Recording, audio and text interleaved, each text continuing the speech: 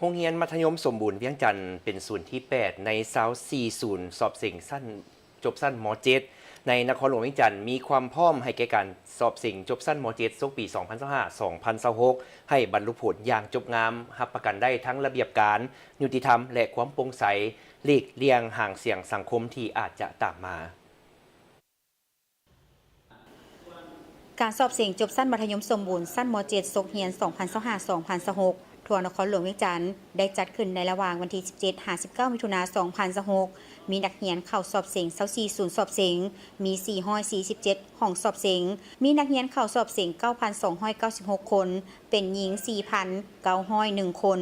จาก123โรงเรียนท่านทองพันธ์อุไลธรประธานศูนย์สอบเสียงที่ 8 มัธยมสมบูรณ์เวียงจันทน์ได้ให้ฮู้ว่าความพร้อมของศูนย์ที่เป็นสถานที่อุปกรณ์หับไส้เขาในการสอบเสียงสิ่งสำคัญได้แนะนำกฎระเบียบข้อห้ามต่างๆให้ทั้งคณะกรรมการยามห้องเสียงและนักเรียนที่เข้าสอบเสียงได้ให้ฮู้และเข้าใจอย่างลึกซึ้งเพื่อรับประกันให้แก่การสอบเสียงจบสั้นม .7 ให้บรรลุผลสำเร็จอย่างจบงามรับประกันได้ทั้งระเบียบการความยุติธรรมและความโปร่งใสสำหรับการสอบสิ่งภายในศูนย์พวกเขาเนาะถือว่าพวกเขาก็ได้มีความพร้อมในเรื่องระเบียบการข้อห้ามต่างๆแหละเนาะถือว่าเขาก็ได้เน้นทั้งลูกหลานนักสอบสิ่งม .7 แล้วก็เน้นทั้งครูที่ไปประจำการอยู่ศูนย์ต่างๆในนครหลวงเวียงจันทน์เนาะสั่นถือว่าก่อนจะออกสู่ปฏิบัติตัวจริงกันพวกเขาก็ได้รวมกันแล้วก็เผยแพร่สิทธิหน้าที่ข้อห้ามมาแล้วเนาะบ่ว่าครูที่ไปยามหรือว่านักเรียนนักสอบสิ่งเขาที่จะเกี่ยมพร้อมสิ่งม .7 ในวันที่17 18 19นี้เนาะถือว่าได้แนะนำละเอียดเนาะถือว่าเฮ็ดแนวใดบ่ให้มีผู้ใดผู้หนึ่งผิดระเบียบข้อห้ามต่างๆที่ทางกระทรวงศึกษาธิการเพิ่นได้เผยแพร่เนาะแล้วพวกเขาก็นำมาเผยแพร่เฮ็ดแนวใดให้เน้นหนักอีหลีเรื่องข้อห้ามนี่ค่ะในกรณีว่าอาจเกิดเหตุที่บ่คาดคิดพวกเขามีแผนแนวใดเพื่อสำรองสัมปัญหานี่ก็ถือว่าสำคัญเนาะเพราะว่าแต่ละปีนี่เฮาก็บ่คาดคิดเนาะบางเทื่อมันก็สิเกิดก็เฮาก็มีแผนเนาะแผนรองรับมาแล้วโดยเฉพาะกันย่านลูกหลานนักเรียนที่ว่าระยะยามฝนแน่หรือฝนตกลัดทางบ่ย่านการเฝ้าฟังของลูกหลานพวกเฮาก็ได้แนะนำเนาะให้ค่อยไปค่อยมาแหละการขี่รถบนท้องถนนเนาะหรือว่านักเรียนที่เจ็บเป็นลังเทื่อสอบเสียงมาแล้วเจ็บท้องหรือเป็นวินเป็นอย่างเนาะลังเทื่อก็เฮาก็มีแผนเอาแพทย์มาประจำอยู่ศูนย์พวกเฮาเนาะแล้วก็มีทั้งเจ้าหน้าที่มาประจำอยู่ศูนย์พวกเฮาเพื่อนี่ละป้องกันบ่ให้มีกฎการย่อท้อต่างๆหรือว่าสิ่งที่เฮาบ่คาดคิดละอย่ามันสิเกิดขึ้นสร้างความวุ่นวายในศูนย์เฮาเนาะ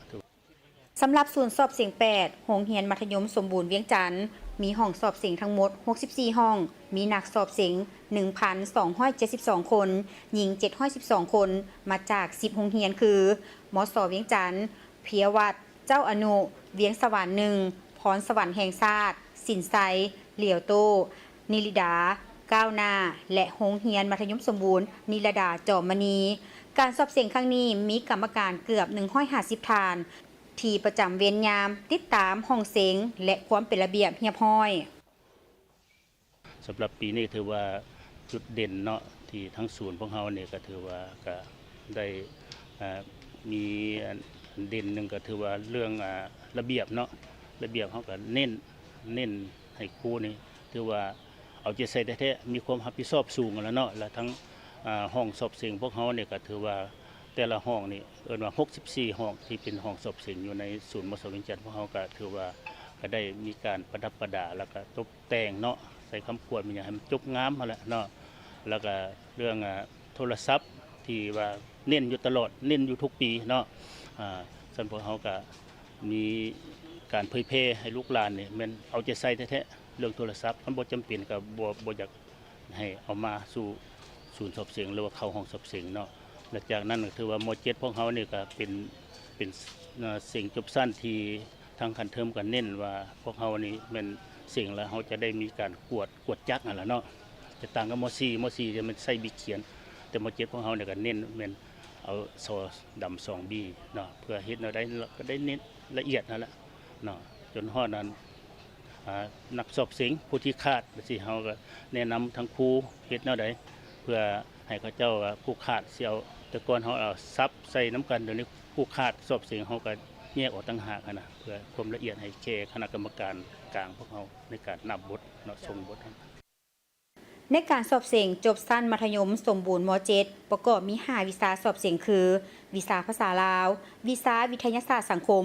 วิชาวิทยาศาสตร์ธรรมศาสตร์วิชาภาษาอังกฤษและวิชาคณิตศาสตร์โดยจะใช้เวลาในการสอบเสียงเป็นเวลา3มื้อ